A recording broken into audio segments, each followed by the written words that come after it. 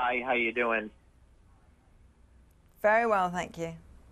Shannon Rose here with the Rose Hollywood Report and CelebDirtyLaundry.com.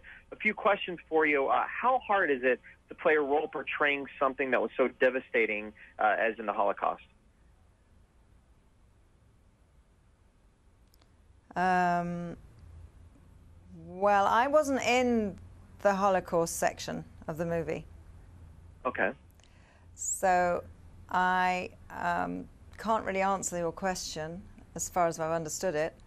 But certainly playing somebody who's facing up to the facts that are really hard to deal with, and then when that woman puts it into the context of her own life, and when she thinks about the children who are being dragged off to their deaths by the guy, the French guy from next door, who happens to be a policeman who one assumes is on your side because he's a French policeman and you're French.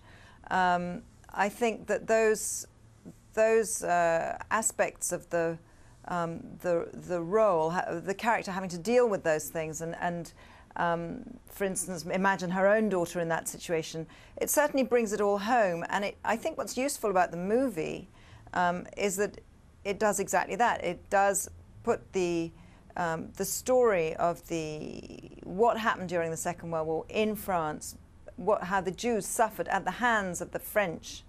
It puts that into a context of today, so it shows you what dreadful things people can do to each other at times of great fear, because France at the time was an occupied country, and people were, being brainwashed into thinking these dreadful things, and some people are basically, we have to watch out because we're all capable of really, really horrible things. And I think that this film puts that into context of today, and I think that's really interesting. Having an incredible career, being in The English Patient and other movies, what inspired you to take this role? Well, it's exactly because I really wanted to make a film that was going to be useful. I felt on reading the screenplay, this book is a very, very popular book. Sarah's Key is an extremely popular book. And my daughter at the time must have been about 19, 20. She saw the screenplay and she said, "You have to read the book. This is amazing." And so, I dutifully did. And it's true. It's a book that a lot of young people have read. And I think it's, again, it's very important to remember these events because it wasn't so long ago. And if it's a film and it's a story that can reach out and affect the younger generation, then I'm all for that, because I think it's really important that we remain conscious that we are all weak and we can do dreadful things to each other. Now, how different is it shooting movies in Europe versus the United States? I'm sorry, I didn't catch that. Could you repeat that, please? How different is it shooting movies in Europe and the UK different than the United States? Hang on, I'm just having a technical hitch here. Sure. Okay. How different is it shooting movies in America from in Europe? Well, I think basically the main difference is there are about a quarter of as many people on a European film set or a French film set, or the kind of French films I do anyway.